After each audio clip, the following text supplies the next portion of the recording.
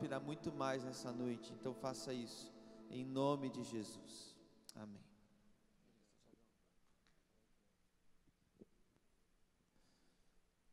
Que honra estar aqui com vocês, que honra poder participar com uma juventude tão forte, tão poderosa, tão marcante, uma juventude que não se curva, uma juventude que decidiu mudar a cidade, uma juventude que decidiu não frear os seus ímpetos, uma juventude que decidiu ir mais longe. Estou falando para você ou não? Amém? Está comigo nisso ou não? Estou falando para uma juventude de campeões. Aqui eu estou falando para gente que pode mudar a história desse país. Estou falando para alguém aqui que pode ser o presidente do país, um presidente honrado, honesto, correto, homem de Deus. Estou falando aqui para quem vai ser o próximo juiz, o próximo Sérgio Moro, alguém que vai ser respeitado em todo mundo, alguém que não tem medo, alguém que tem coragem. Estou olhando aqui para os desembargadores que vão tomar decisões acertadas, não vão vender o voto. Estou olhando aqui para empresários riquíssimos que bancarão a obra de Deus. Estou olhando aqui para casais que vão criar seus filhos nos caminhos do Senhor, e esses filhos serão uma grande bênção no reino de Deus. Quem toma posse dessa palavra, diga: eu tomo. Glória a Deus. Agora deixa eu te falar uma coisa aqui. A Bíblia está lotada de história de gente que tinha tudo para arrebentar e não arrebentou.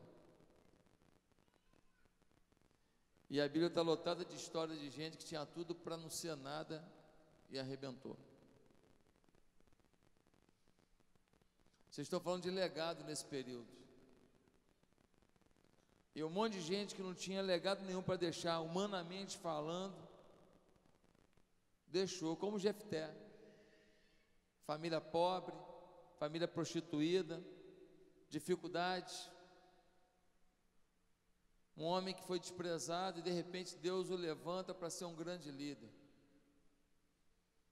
Mas a Bíblia também tem gente muito boa, que Deus desde o início sinalizou: ei, você vai ser top, você vai chegar longe, você vai arrebentar.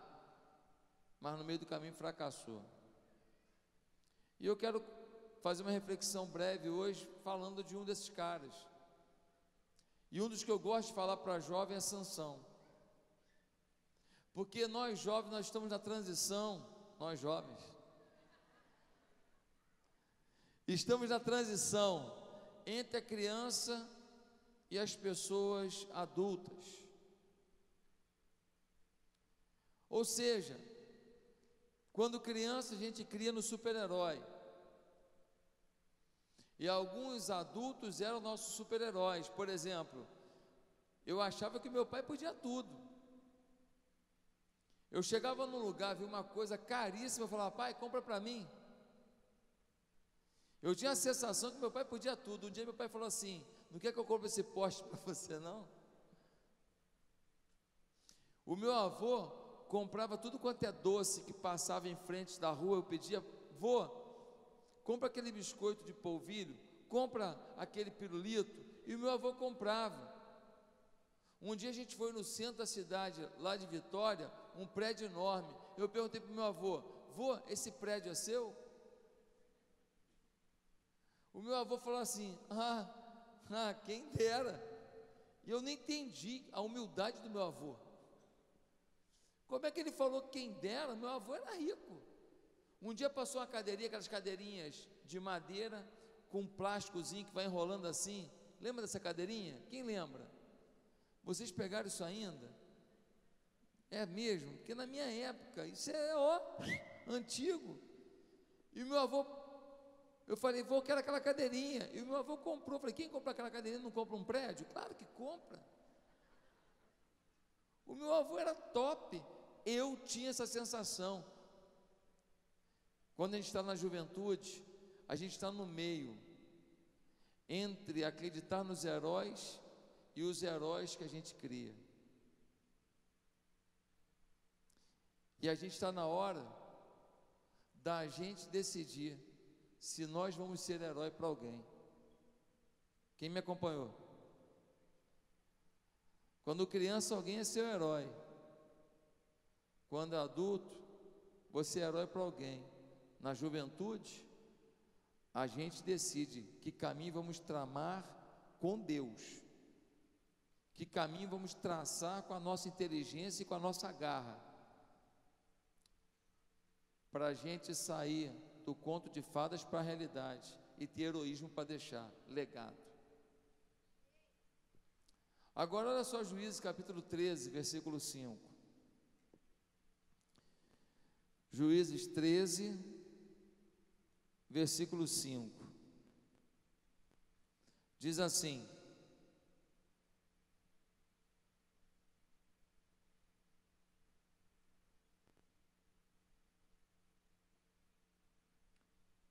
versículo 4: todavia tenha cuidado, não beba vinho, nem outra bebida fermentada, e não coma nada impuro, e não se passará navalha na cabeça do filho que você vai ter, porque o menino será nazireu, consagrado a Deus desde o nascimento. Ele iniciará a libertação de Israel das mãos dos filisteus. Veja você, um jovem que antes de nascer, Deus já fala, vai ser nazireu, vai ser consagrado. O nazireu era uma pessoa que tinha um voto, depois eu falo o que influía esse voto, mas Deus já fala com a mãe dele, esse menino vai iniciar uma revolução, ele vai ser o cara, ele vai deixar um legado, ele vai arrebentar, ele vai ter uma força descomunal, ele vai ter uma capacidade inacreditável, eu vou capacitá-lo para chegar aonde ele quiser, e o maior inimigo do povo de Deus, os filisteus, vão tremer diante dele. Olha isso, olha isso, olha como que Deus define a vida de Sansão. Meus amados, a pergunta que eu quero fazer hoje é: Deus definiu um projeto de sucesso para ele, ele seguiu? Deus tinha uma expectativa tremenda para ele, ele chegou lá? Deus sonhava com felicidade, com grandiosidade para ele. Tem alguém conversando aí? Deus definiu para ele grandeza, ele chegou? Deus esperava que ele impactasse uma nação inteira. Quem que ele impactou? Você lembra do fim da história do Sansão? O fim da história do Sansão é o seguinte: ele tem uns casamentos enrolados lá, ele casa com as mulheres que não tem nada a ver, que não tem temor nenhum a Deus, uma delas é uma prostituta, e ele agora é enganado por essas mulheres, porque os filisteus compram essas mulheres para descobrir qual é o segredo dele, e o segredo de Sansão estava no seu cabelo. O nazireu não podia cortar o cabelo, não poderia beber vinho e não poderia tocar em nada morto. 3 condições do voto de nazireu: ele não podia cortar ele não podia beber e ele não podia tocar em coisa morta. 3 coisas. Você é fera em nazireu agora. Ele não podia, mas ele começa a quebrar os votos, e Deus ainda está mantendo a força dele, porque Sansão tinha uma força absurda. Para você ter ideia, ele era tão forte, mas tão forte, que a gente tem algumas situações dele aqui. Por exemplo, Sansão, uma vez, ele rasgou um leão ao meio, capítulo 14, versículo 6. Imagina que um leão vem para cima de um cara, o cara pega o leão, enfia a mão na boca do leão, assim, fala assim, ó. No capítulo 14, no versículo 9, ele mata 30 homens sem um arranhão. Se ele vai no UFC hoje aqui no Rio de Janeiro, Ele fala assim: junta os lutadores todos aí pode vir todo mundo. 31 homens, sem um arranhão. No capítulo 15, versículo 4, ele caça 300 raposas. Eu acho que ele vinha para cima da raposa, a raposa vinha para avançar nele, ele dava tapa. Eu acho que ele botou assim um cercado, a raposa vinha, um tapa, já mirava dentro. Ele achou lá uma mantilha lá, ia dando tapa e jogando para dentro do cercado dele. 300 raposas, olha que cara, sem uma mordida, sem um ferimento. Agora olha essa, ele uma vez, no capítulo 15, versículo 15, ele pega uma queixada de jumento, ele começa a girar aquela queixada, ele afere 1000 homens, 1000 homens feridos através dele.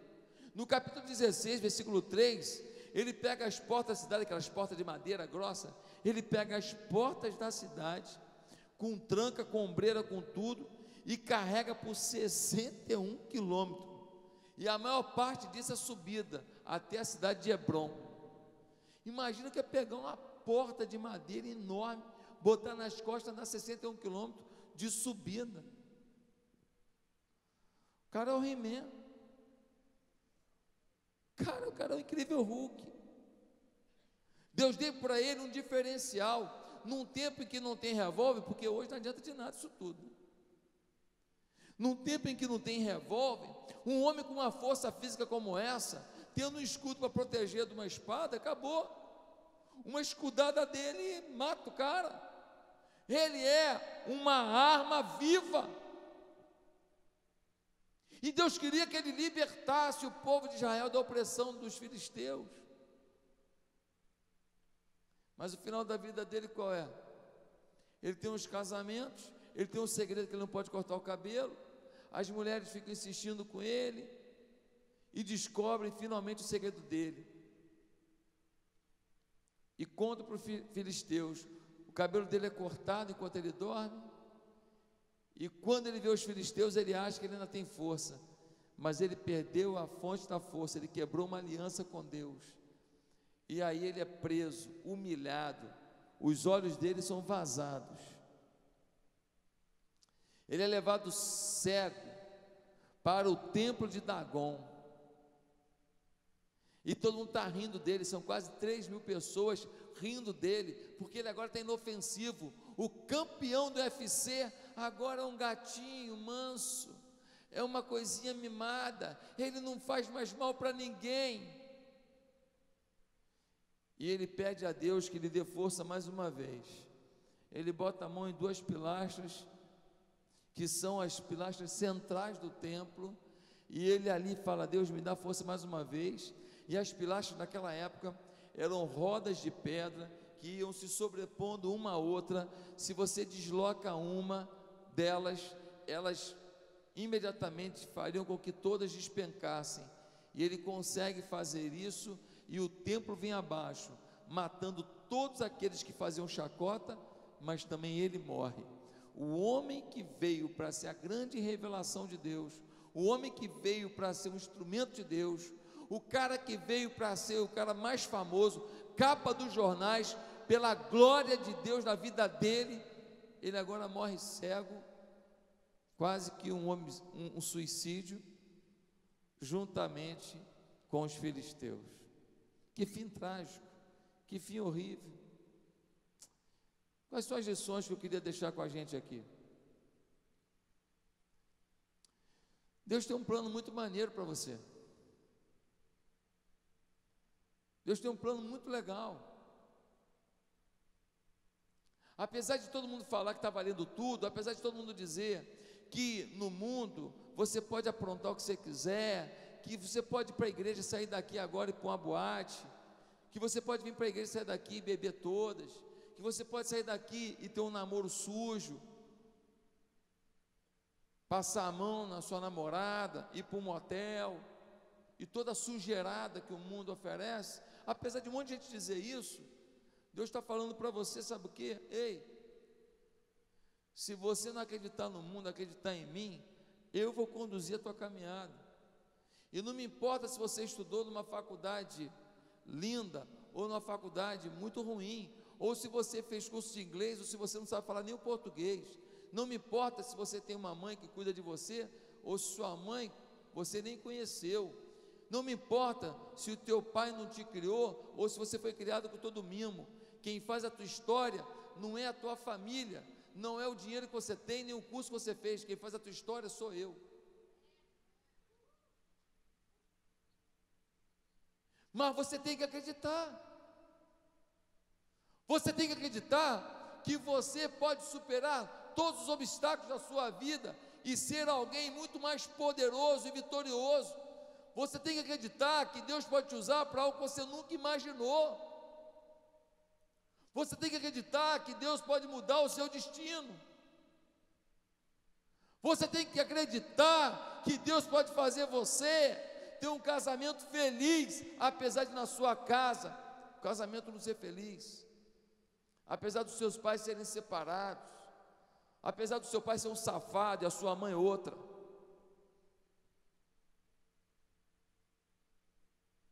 Apesar da sua avó te espancar a infância inteira, que tinha raiva de você, mas gostava do seu irmão. Ei, quem faz a sua história é você com Deus.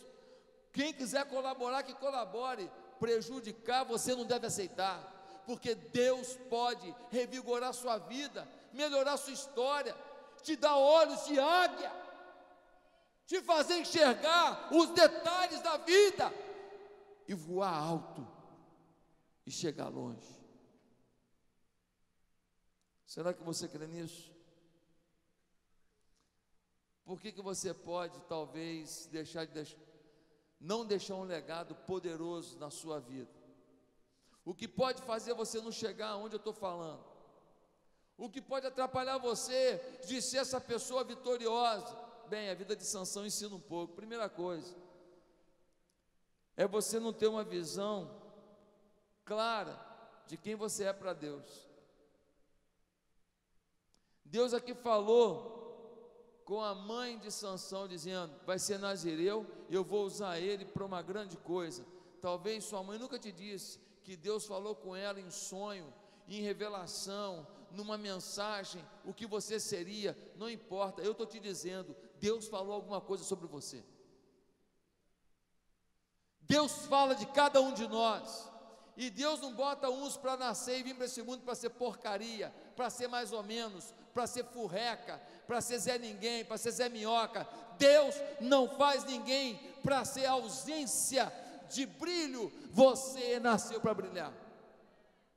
É por isso que ele fala que nós somos o quê? A luz do mundo. Por que ele não falou, você é uma lanterninha do mundo? Por que ele não falou assim, você é um fósforozinho do mundo? Ele falou, você é a luz do mundo. Quando eu falo de luz, eu estou falando de vitória sobre trevas. Quando eu falo de luz, eu estou falando de caminho iluminado, eu estou falando de caminho vencedor, eu estou falando de saber onde que eu vou, de saber onde eu piso, de saber onde quero chegar. Você precisa crer nisso, jovem. Primeira coisa que Sansão ignorou, quem ele era para Deus. Segunda coisa que atrapalhou ele deixar um legado, é que ele tinha pouca consciência de onde quebrar as normas de Deus poderia levá-lo.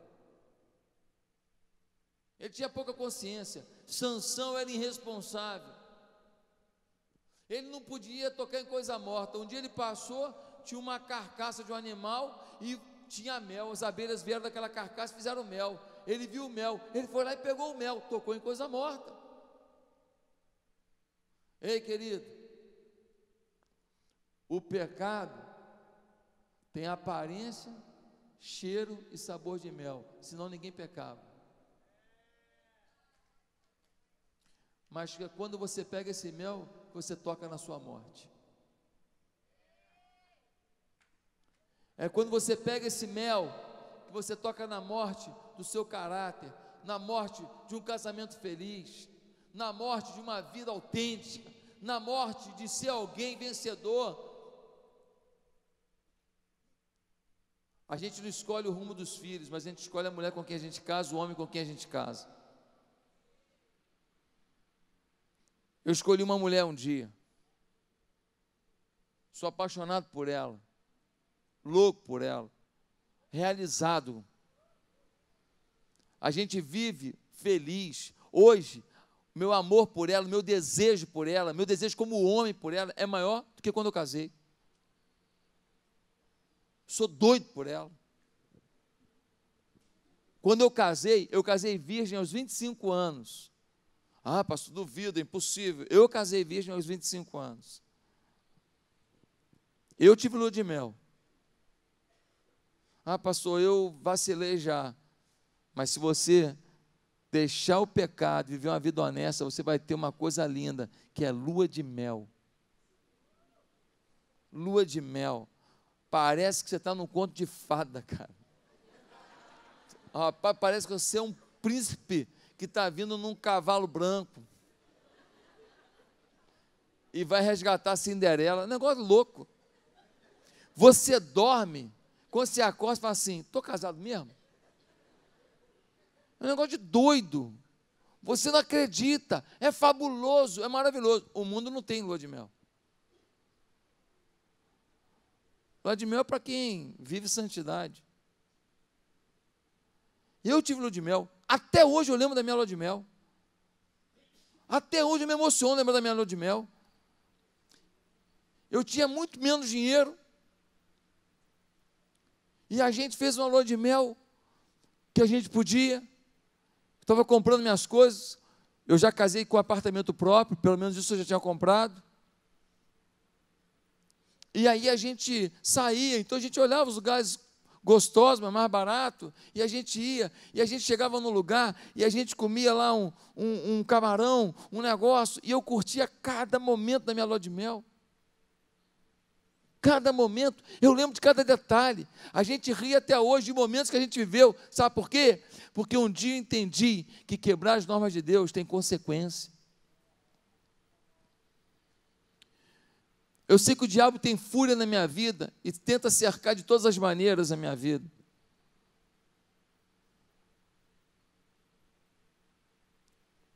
Sabe por quê? Porque quando eu plantei santidade lá na minha juventude, eu estava semeando na tua vida para você hoje acreditar que é possível ser santo. Essa igreja não chegou onde chegou porque alguém fez alguma coisa. Essa igreja chegou onde chegou porque Deus, Ele sempre abençoa propósitos que a gente faz na nossa juventude. Está em tempo de você fazer os propósitos que vão garantir o sucesso que você espera lá na frente. Comece a semear agora. Não abra mão disso. Viva algo com Deus. Derrame a sua vida diante do Senhor. E você vai ver o que Deus vai fazer. Meus amados irmãos, ele tinha pouca consciência disso.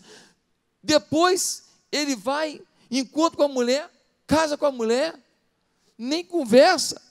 Eu não estou lendo os textos todos aqui, mas ele não está nem aí. Capítulo 16, versículo 1, mostra Sansão, olha isso aqui, olha. 16, versículo 1. Certa vez Sansão foi a Gaza, viu ali uma prostituta, passou a noite com ela. Ele não quer saber, ele é um quebrador de leis, e depois ele quer ser vitorioso. Ele acha que ele tem muque para fazer o que ele quer, ele acha que ele tem carcaça para fazer o que ele quer, ele acha que ele vai se dar bem no final, porque Deus abençoou a vida dele, e ele pode aprontar. Não é assim não. Deus tem muita paciência, mas quando chega o basta de Deus, a chapa esquenta. É isso que eu falo para os meus filhos. Quando chegar o basta de Deus, cada um de vocês vai ver se vale a pena ou não. O basta de Deus. Deus tem um basta para a gente. Quando Ele ama, a Bíblia diz que Deus ama, e quem ama corrige. E às vezes a correção é uma palmadinha, às vezes é uma surra de cinto. Às vezes é cair com o joelho e ralar o joelho, às vezes é cair com a cara no chão. Você é filho de Deus? Você se converteu? Deixa eu te falar, o tratamento com você é diferente do mundo. O mundo já está no maligno. Mas você foi resgatado por Deus e você ignora isso, você está desprestigiando o que Deus fez na sua vida. Ele te deu a salvação para você a palmada é mais forte. A lei do ímpio, a lei do justo é diferente. Uma pessoa que não sabe o que é a vida em Jesus, não sabe o que é o caminho de Jesus, já está no mundo, aí você olha e fala, pô, está curtindo a beça, está numa boa, está curtindo nos olhos humanos. Porque cada dia ele está caminhando mais forte para o pecado e para o mundo, e para o inferno. Agora você ouviu falar do amor de Deus, conhece o amor de Deus e ignora isso, ei, você é louco. Você despreza o amor de Deus e quer se dar bem, não dá para ser assim, queridos. O que tem de gente falando que é evangélico, que vivendo uma vida podre, o que tem de gente que me ouve aqui e sai daqui vai fazer besteira, sai daqui vai para um motel, sai daqui vai para um bordel, sai daqui vai para uma porcaria de uma bebedeira, ei! Ah, pastor, você não acha que está todo mundo aqui numa boa? Não, eu não sou bobo. Pastor, mas você sabe quando o casal está tendo vida sexual aqui na igreja? Gente, é só olhar. A gente não chega e fala, você não está transando, porque é indelicado, você não tem prova. Mas você vê o comportamento, você vê o desmancha, volta, aquela coisa toda, você vê a forma como há uma certa dependência emocional, você vê, tem pecado. Alguns, não é o pecado sexual, mas a forma que tratam os pais. Pai e mãe é para ser honrado. Ah, meu pai não merece, minha mãe não merece. A questão aqui não é mérito, a questão aqui é lei. A questão não é lei. Se eu fosse tirar comida toda vez que meu filho não merece, eles morriam de fome. Se você tivesse ausência de remédio toda vez que você fez falta de educação, você tinha morrido.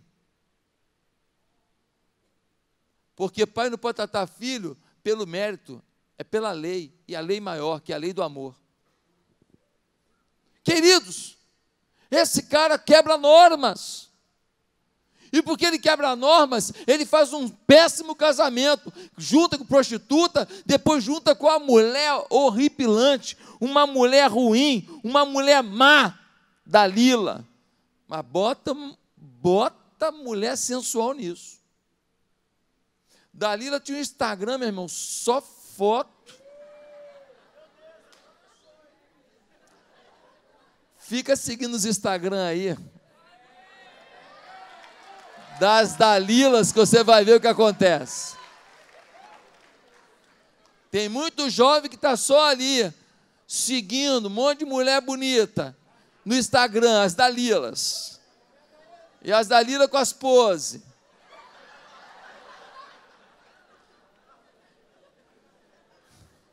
Querido, as fotos das Dalilas invadem a alma. E tiram da gente a noção do que é bom e do que vale a pena. Tem coisa que é boa coisa, é bonito, mas não vale a pena. Nem tudo que tem uma apresentação bacana na embalagem tem um conteúdo bacana.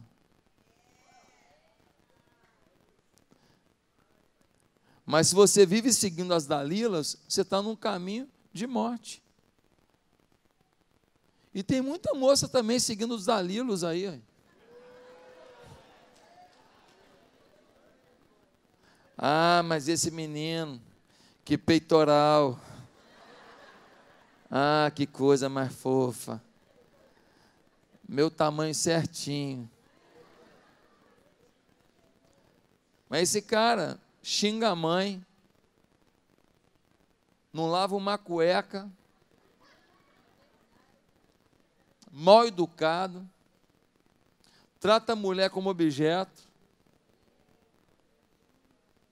Aí você não casa com um cara maneiro da igreja, legal, um menino bacana que te respeita, que busca a Deus com você, que ora com você, para pegar o turbinado, sarado, tanquinho. Depois tu vai ter que lavar a roupa no tanque de verdade, que ele vai te abandonar.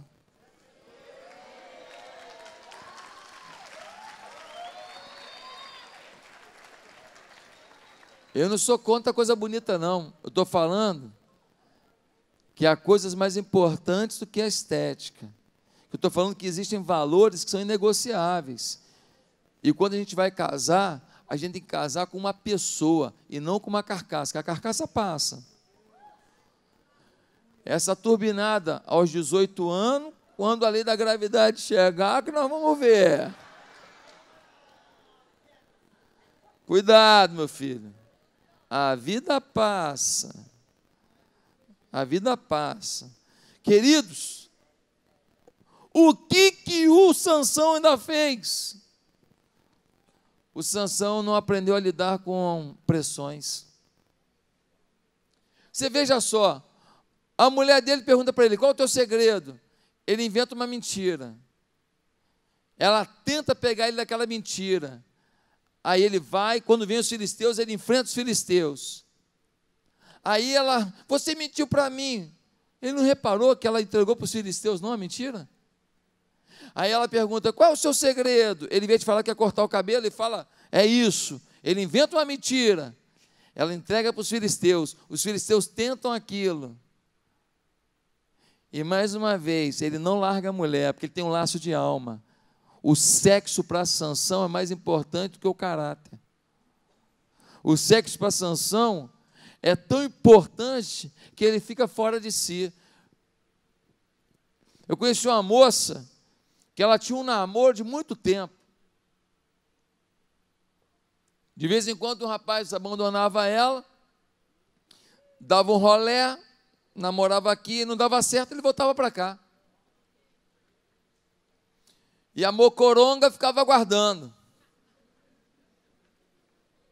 Por quê? Porque ela tinha um laço de alma com ele.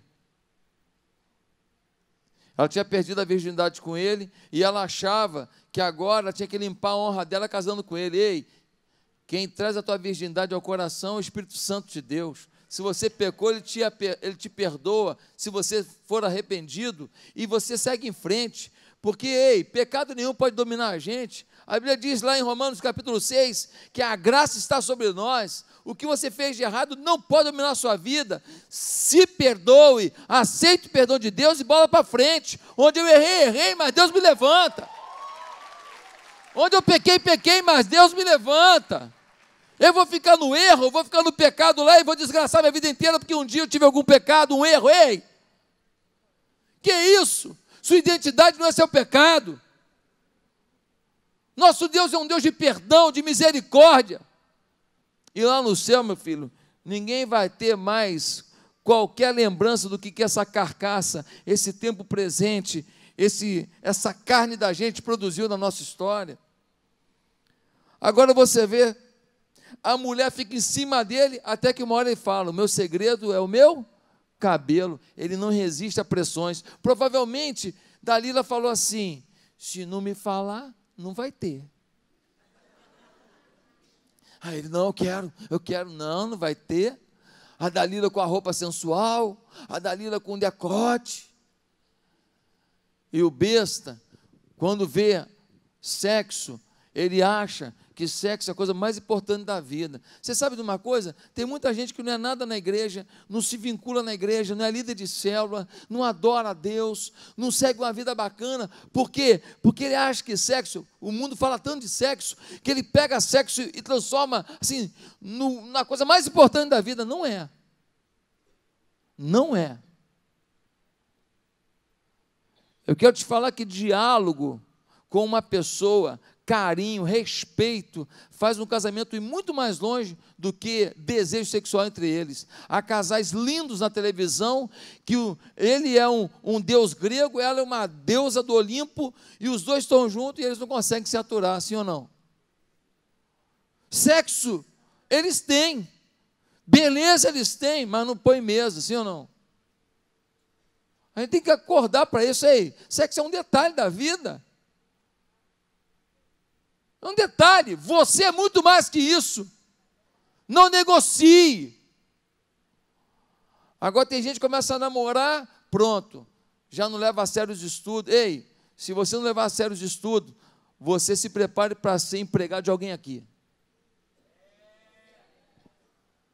se você não é alguém dedicado no que você faz, se você não é o melhor no que você faz, ei, foi para o caminho errado.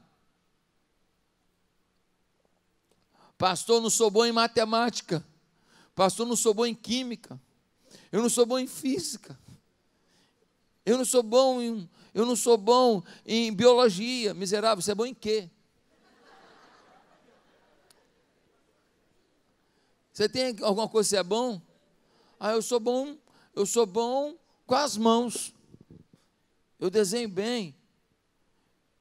Ah, eu sou criativo, eu gosto de criar as coisas. Ei, você não tem que ser bom em tudo para ser excelente na vida. Deus pega uma coisa que você faz muito bem e faz você ser o cara, o campeão, o melhor. Pega o Neymar para pregar aqui. Agora pega eu para jogar no lugar dele. Eu dou conta. Então, se o Neymar não for, vou eu. Gente, cada um na sua. Ele é bom naquilo, e aquilo faz dele um sucesso. Você vai descobrir em que você é bom e você vai arrebentar. Por favor, eu nunca fui bom na escola. Você não foi bom na escola, mas pode ser o melhor empresário do Brasil. Tem um monte de empresário milionário aqui no Rio de Janeiro, que o cara, para escrever, meu pai do céu. Para o cara escrever uma frase assim, de 10 palavras, ele tem 50 erros. É uma coisa absurda. De vez em quando eu recebo também aí umas recadinhos no Instagram que eu vejo aí. Vamos estudar, hein, gente? Pelo amor de Deus. De vez em quando aí, o Aurélio fica na tumba, desesperado lá. Você aguenta a pressão? Quando a turma fala assim, pô, bebe só um copinho aí, bebe só um copinho, bebe só um copinho. Você resiste pressão? Eu me lembro que uma vez eu fui fazer um trabalho de faculdade, de colégio, primeiro ano do 2º grau. Chegou lá, a mãe de um colega nosso, da onde a gente estava fazendo o trabalho, veio com um licor que ela fazia em casa. Pô, licor, assim, tradição de família portuguesa, tal. Falou, você prova. Eu falei, não quero nem provar. Mas o que tem? Tal. Eu falei, não, eu não quero provar. Passou um tempo, a vida vai andando, fomos nos conhecendo mais. Aquela família era uma família muito amiga de uma família da igreja onde meu pai era o pastor. E eles comentaram, depois que eles descobriram o link, né, que o meu pai era pastor dos amigos deles, eles disseram, olha, todo mundo insistiu, todo mundo bebeu do licor, mas ele bebeu refrigerante. Ele não quis provar. E ficou um testemunho de alguém que resistia às pressões. Você resiste às pressões? Ou você entra no mundo do não tem nada a ver? O mundo do não tem nada a ver que acaba contigo. Deixa eu te falar uma coisa. Se você quiser viver uma vida reta, sem quebrar as normas de Deus, você vai ter que cortar reto. Facão, meu amigo, ó. É facão. Pô, vamos em tal lugar. Pô, valeu, galera, não vou não. Eu me lembro na época da faculdade, que teve uma música que foi muito famosa na época, a tal da lambada. Quem conhece a lambada? A lambada é um negócio complicado. E começava a ter festa da faculdade, toda semana tinha festa da psicologia, festa do jornalismo, festa da administração, e aquela mulherada bonita, e aquela festa toda. Ei, eu passei a faculdade inteira, adivinha quantas festas eu fui? Nenhuma. Para não falar que não foi nenhuma, eu fui na festa da minha formatura. Pastor, por quê? Você não se garantia, não? Não. Não. Ué, pastor, você, quando você tinha seus 19 anos lá, você já não era uma pessoa assim, forte para resistir às tentações de chegar lá e tudo. Não, não. Aliás, até hoje não.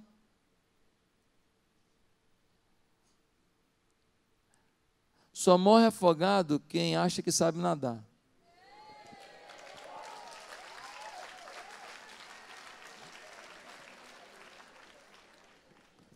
Quem não sabe nadar, nem entra na água, amigo. Não mergulha no fundo. Toma banho de chuveiro.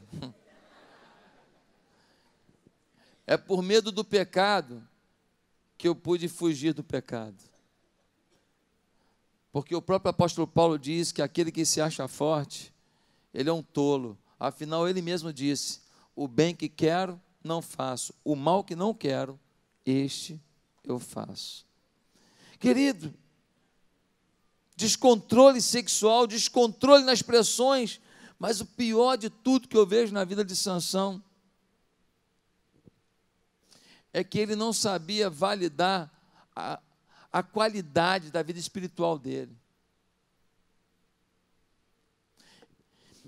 Ele era o cara, Deus definiu, ele vencia tudo, ele tinha força. Mas quando cortaram o cabelo dele, os filisteus vieram, ele pensou que ele poderia enfrentá-los. E a força já tinha ido embora. Diz o capítulo 16, e Sansão não sabia que o espírito já tinha ido. Sabe de uma coisa? Tem muita gente que está cantando aqui nesse louvor gostoso que a gente tem aqui, poderoso, mas você não tem espelho ainda. Você não fez uma aferição do quanto você é realmente um quebrantado, ou se você só consegue fazer isso quando tem luz, música, ação a seu favor para um momento de emoção.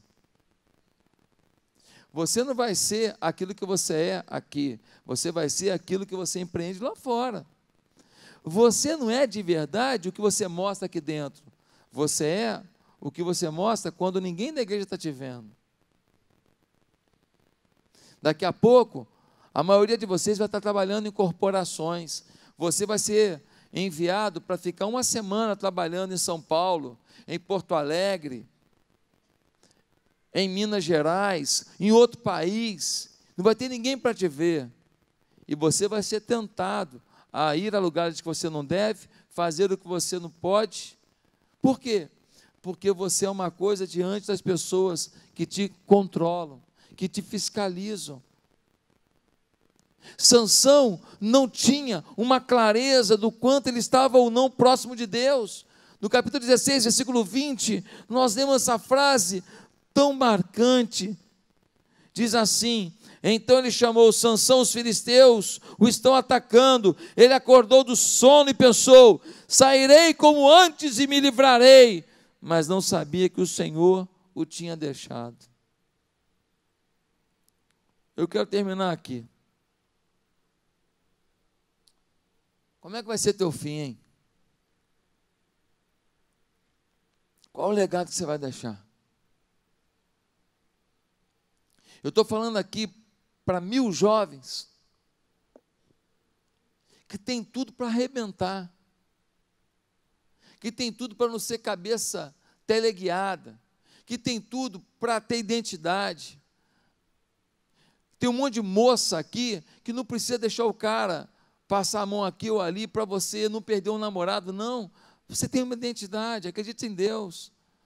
Acredita que não é ceder que faz de você alguém que prepara um caminho, mas é justamente não ceder que faz o caminho. Ei, jovem, talvez você tenha uma pressão. Pô, tu é homem, vai dar mole? Não vai beber? Não vai pegar mulher? Não vai transar? Não vai provar essa maconhazinha de leve? Larga de ser trouxa. Já está claro que isso não leva a lugar nenhum de bom. Mas você é um homem, os caras ficam em cima de você. Vamos lá, meu irmão, vamos lá, meu irmão, vamos lá nada. Tem identidade. Ah, pastor, você é diferente. Não sou diferente de porcaria nenhuma, estou dizendo que não sou. Aqui corre sangue igual aí. Com 18 anos eu queria pegar todo mundo. Por que você não fazia? Porque tinha um freio, e o nome do freio é Espírito Santo, que fazia a minha carne segurar a onda, para o Espírito ministrar. Mas tinha uma segunda coisa que também me segurava muito. Deixa eu confessar para você, sabe o que é? O amor ao meu pai. Eu não queria envergonhar meu pai. Segunda coisa, teve horas que eu nem estava com o Espírito Santo muito para valer não, mas por causa do amor ao meu pai, eu falei, não vou envergonhar meu pai. Tudo pronto para ir, para fazer, para acontecer, e eu falava, podem ir vocês, eu não vou, porque eu queria que meu pai, que era pastor da Igreja Batista de Tauá, fosse honrado. O amor que eu tenho pelo meu pai é o segredo de muita coisa que Deus tem feito na minha vida. Tenho problemas como você tem. Eu preguei um sermão um dia desse. Você não tem telhado de aço. Todo mundo tem telhado de vidro. E quem não enxergou que tem é porque é burro. Ou porque não sabe que a vida é de altos e baixos. A sua história não acabou. Nós estamos no mesmo barco. E eu quero ver o teu sucesso. Eu tenho 2 filhos carnais, mas Deus me deu filhos espirituais. Vocês são meus filhos espirituais. Eu torço pelo sucesso de vocês como eu torço pelo sucesso dos meus filhos. Eu quero ver casamentos felizes aqui. Eu não quero ver vocês chorando, moças. Eu não quero ver vocês chorando, rapazes. Eu não quero ver vocês sucumbindo. Eu não quero ver vocês botando dinheiro e perdendo dinheiro. Eu não quero ver vocês sem poder comprar uma casa própria porque gastam dinheiro indevidamente. Eu não quero ver vocês pulando de galho em galho, de empreguinho em empreguinho, de furreca em furreca, porque não souberam que há tempo de investir para depois colher. Tem hora que não é hora de botar relógio bonitão e calça bonitona, e não, é hora de fazer o curso de inglês. Tem hora que não é hora de comprar a mochila da moda para todo mundo ver que você tem a mochila da moda. É hora de pagar o cursinho pré-vestibular e passar para a faculdade legal. Tem hora que não é hora de ter um tênis todo top das galáxias, colorido, pula, ele corre sozinho.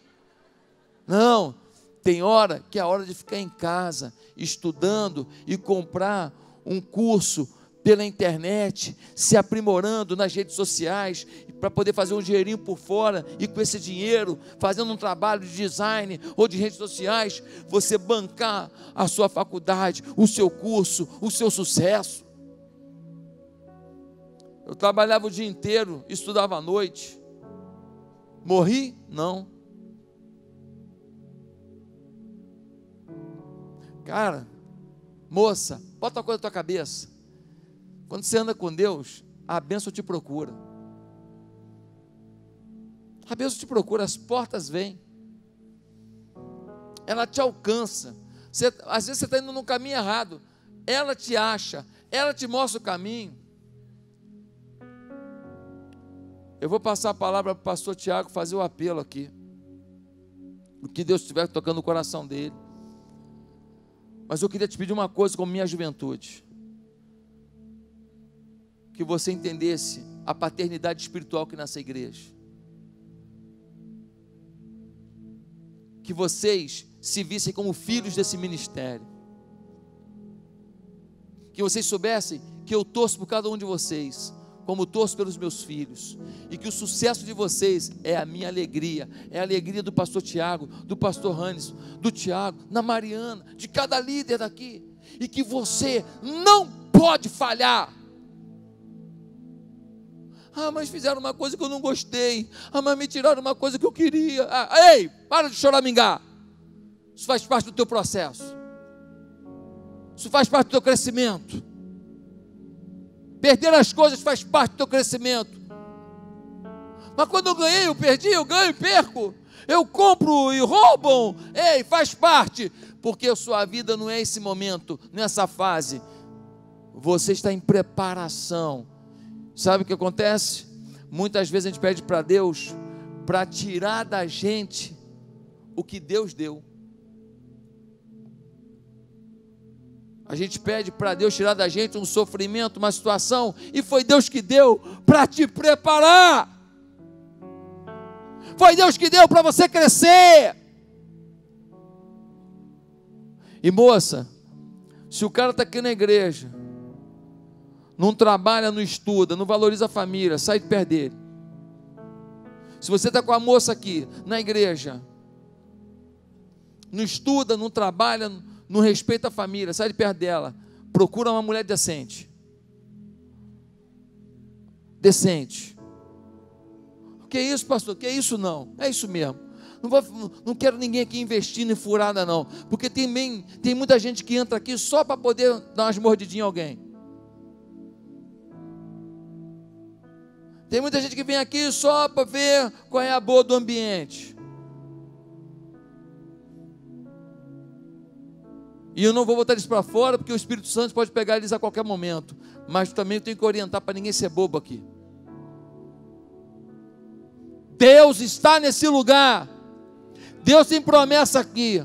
Aqui estão pessoas que vão mudar nações. Aqui estão pessoas que vão mudar países. Aqui tem pessoas que vão montar empresas grandiosas, que vão invadir outros países. Aqui estão. Mas você tem que entrar debaixo dessa nuvem de glória e falar: sou eu. E eu não vou cometer os erros de Sansão, não. Eu vou deixar um legado. Eu não vou morrer no templo de Dagon. Pastor Tiago pode vir. Vai conduzir esse momento. Curve a sua cabeça, ore e pergunte a Deus quem você é e o que Deus é na sua vida.